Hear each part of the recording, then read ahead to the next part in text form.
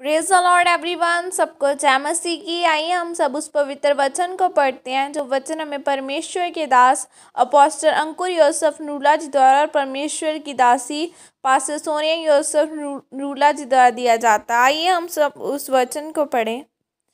आत्मिक भूख और प्यास को बढ़ाएं। जैसे कि वचन दानियल 6 की 10 आयत में लिखा है, जब दानियल को मालूम हुआ कि उस पत्थर पर हस्ताक्षर किया गया है, तब वह अपने घर में गया, उस जिसकी उपरोटी कोठरी की खिड़कियां यरूशलेम की ओर खुली रहती थी, और अपनी रीति के अनुसार जैसे वह दिन में 3 बार अपने परमेश्वर के सामने घुटने टेक कर प्रार्थना और धन्यवाद करता था, वैसे ही तब भी करता रहा। आमीन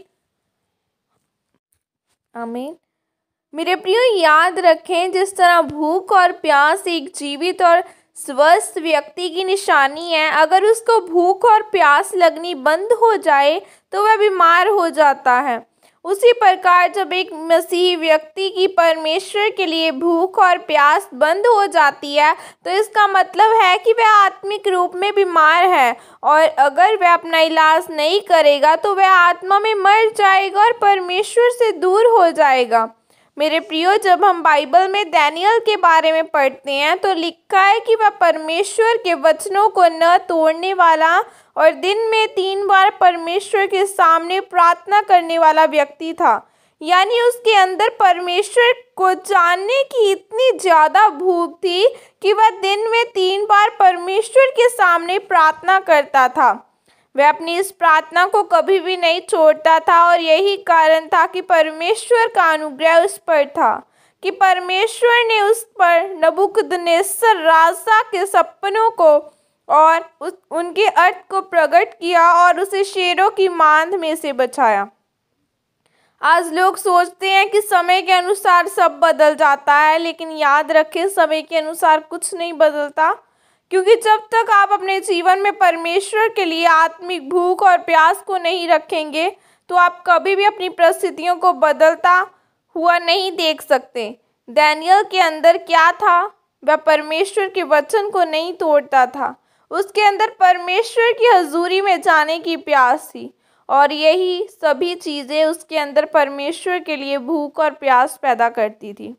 आज बहुत सारे लोग कामयाब नहीं हैं क्योंकि उनके अंदर कोई भूख और प्यास नहीं है कि वह परमेश्वर के समीप जाएं, उसके वचनों को मानें, परमेश्वर के दासों की दी गई आज्ञा को पूरा करें, अपने बीज को परमेश्वर के लिए बोएं और उपवास में जाएं। आज लोग परमेश्वर के लिए भूख और प्यास नहीं रखते, लेकिन वह चंगियाई, नौकरी और आशीष को चाहते हैं। अगर एक व्यक्ति सोचे और फैसला करे कि नहीं, अब बहुत हो गया, मैं अपने हालातों और परिस्थितियों को बदलता हुआ देखना चाहता हूँ, और वह कदम उठाए कि मैं परमेश्वर की हजूरी में जाऊँगा, परमेश्वर के हुक्मों को पूरा करूँगा, पवित्रताई में चलूँगा, तो परमेश्वर उसकी भूख और प्यास को देखते हैं और उसके हालातों को बदलते हैं। जैसे उस 12 साल से लहू बहने वाली औरत के अंदर एक भूख और प्यास थी कि नहीं, आज अगर मैं प्रभु यीशु मसीह के कपड़े के एक धागे को ही छू लूँगी तो मैं चंगी हो जाऊँगी, और इसी भूख के कारण वह चंगी हुई। मेरे प्रियो, आप सचमुच चाहते हैं कि परमेश्वर आपकी हालातों को बदलकर आपको आशीषित करे, तो आपने अंदर उसके सामने जाने की प्यास, प्रार्थना करने की, वचनों को मानने की, पवित्रताई में चलने की भूख और प्यास को रखे, ताकि वह आपको आशीषित कर सके। परमेश्वर इस वचन के द्वारा आपको आशीषित करे। आमीन।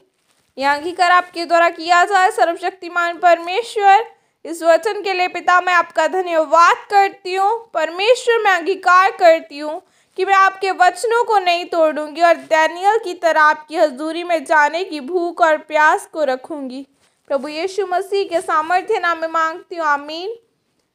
आइए मैं आप सबके लिए प्रार्थना करती हूँ। सर्वशक्तिमान परमेश्वर, आज के दिन के लिए, इस पवित्र वचन के लिए खुदावन, हम आपका धन्यवाद करते हैं। परमेश्वर, आप महान खुदा परमेश्वर, हर एक जन जो मेरे साथ जुड़ा, यीशु नाम में ब्लेस किए जाए, इनके घराने, इनके लोग, इनके बिजनेस ब्लेस किए जाए।